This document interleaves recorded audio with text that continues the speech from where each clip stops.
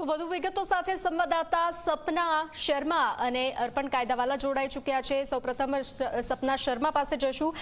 સપના, જે રીતે DNA રિપોર્ટના result આવવા માંડ્યા છે અને 6 લોકોના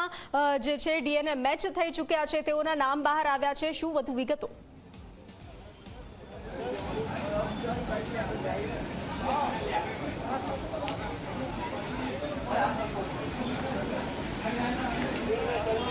બિલકુલ બનશી, કેટલાક લોકોના રિપોર્ટ આવી ચૂક્યા છે અને કહેવામાં પણ આવી રહ્યો હતો, સૂત્રોના હવાલેથી પણ ખબર હતી કે 72 કલાક બાદ ડીએનએ રિપોર્ટ સામાન્ય રીતે આવતા હોય છે, પરંતુ તે પહેલાં જ આવી શકે એ પ્રકારની શક્યતા વ્યક્ત કરવામાં આવી હતી અને એ જ મુજબ 6 જેટલા લોકોના રિપોર્ટ આવી ચૂક્યા છે અને તેમને જો કે નામ તેમના જાહેર નથી કરવામાં આવ્યા, ઓફિશિયલી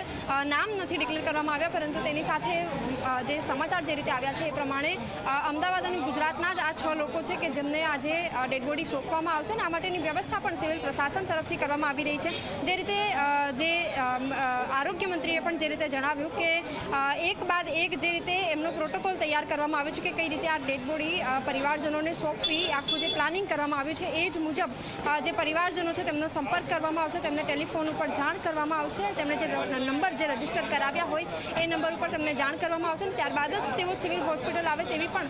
સૂચના આપવામાં આવી રહી છે અને અત્યારે એ જ પ્રકારની કામગીરી કરવામાં આવી રહી છે। સાથે જ સૌથી મહત્વની વાત એ પણ છે કે